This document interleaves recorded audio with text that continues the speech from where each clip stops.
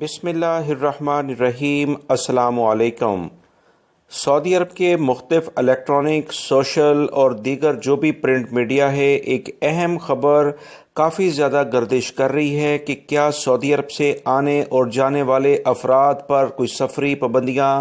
نئی لگنے والی ہیں۔ اس بارے میں اہم ترین اطلاعات آپ تمام بھائیوں کو شیئر کی جا رہی ہے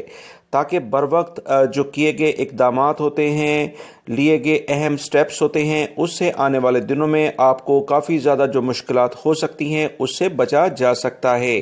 اس بارے میں سعودی وزارت صحت کی جانب سے ایک نیا اعلامیہ جاری کیا گیا ہے جس میں بتایا گیا ہے کہ سعودی عرب کے مختلف ذرائع میں جو اہم خبر گردش کر رہی ہے کہ کیا سعودی عرب آنے والے دنوں میں کوئی نئی پابندیاں وزارت صحت کے لحاظ سے نئے قوانین جو جاری ہوں گے لگا سکتا ہے۔ وزارت داخلہ اس پر عمل بھی کرے گا۔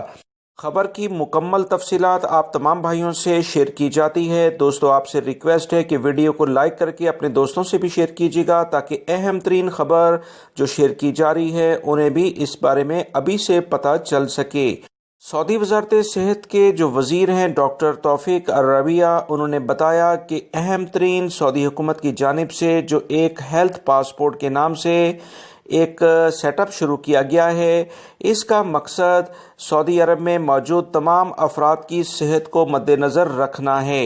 یاد رکھیں، ایک اہم ترین خبر اسی ہیلتھ پاسپورٹ سے متعلق سعودی ذرائع ابلاغ میں گردش کر رہی ہے جس میں کہا جا رہا ہے کہ آنے والے دنوں میں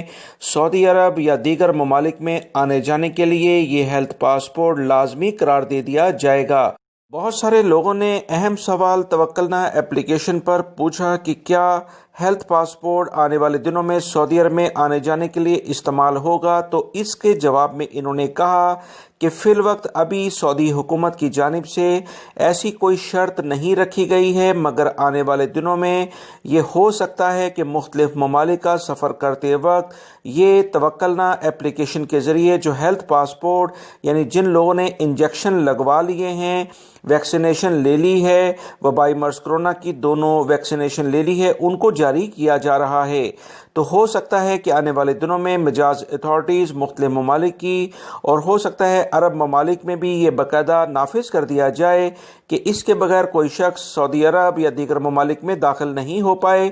ابھی اس بارے میں فائنلی کوئی قانون نہیں بنا، مگر آنے والے دنوں میں کوئی بھی بڑی خبر آ سکتی ہے، لہٰذا بہتر ہے کہ لوگ اپنے آپ کو وبائی مرض کرونا سے بچاؤ کے لیے جو ویکسین ہے وہ لگوائیں اور یہ ہیلتھ پاسپورٹ اپنے پاس ابھی سے بنوا کر رکھ لیں تو بہتر ہے۔ ویڈیو لائک کر کے شیئر بھی کیجیے گا۔ السلام علیکم۔